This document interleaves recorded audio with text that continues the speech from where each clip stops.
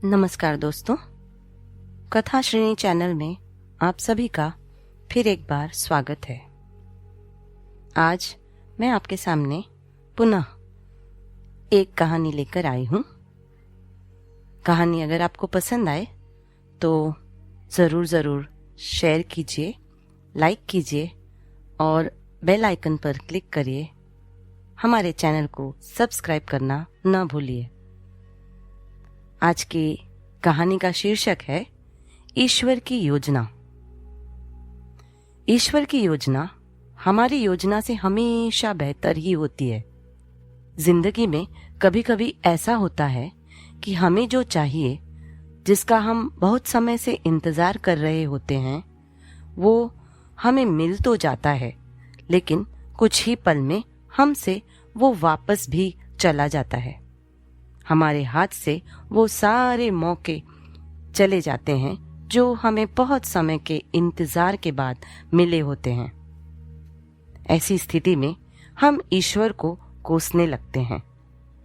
हम ईश्वर से कहने लगते हैं कि आपने मेरे साथ ऐसा क्यों किया। कुछ समय के लिए हमारा भरोसा ईश्वर पर से उठ जाता है, किंतु कुछ समय के बाद हमें यह एहसास होता है कि जो हुआ वो हमारे लिए अच्छा ही था। ईश्वर की योजना हमसे अच्छी ही होती है। हमें ये बात समझनी चाहिए कि जो हमारे हाथ से चला गया वो हमारे लिए अच्छा ही नहीं था। ईश्वर ने जो कुछ भी किया वो सोच समझकर ही किया होगा। एक छोटा सा 2 साल का बच्चा खेल रहा था। खेलते खेलते उसके हाथ में चूहे मारने की दवाई आ जाती है। बच्चा नादान था, वो नहीं जानता था कि ये चूहे मारने की दवाई है। वो तो इस दवाई को चॉकलेट समझकर खुश हो रहा था। वो उसे खाने ही वाला था कि उसकी माँ का ध्यान उस पे आ गया। माँ ने तुरंत बच्चे के हाथ से वो चूहे मारने की दवाई छीन ली। बच्चा जोर जोर से रोने लगा। बच्चे के रोने के बावजूद भी माँ ने उसकी एक नहीं सुनी और वो दवाई उसने कहीं पे छिपा दी, क्योंकि बच्चा नहीं जानता था कि ये चॉकलेट नहीं, चूहे मारने की दवाई है। पर माँ तो जानती थी कि ये चूहे मारने की दवाई है और ये मेरे बेटे के लिए सही नहीं है। बच्चे को कुछ पल खुशी देने के लिए माँ उसे वो दवाई नहीं दे सकती थी, क्योंकि वो उसके लिए हानिकारक थी। वैसे ही जब हमारी जिंदगी में हमें कुछ ऐसा मिले जो हमें कुछ पल की खुशी दे और फिर वो वापस चला जाए, तो हमें निराश नहीं होना चाहिए।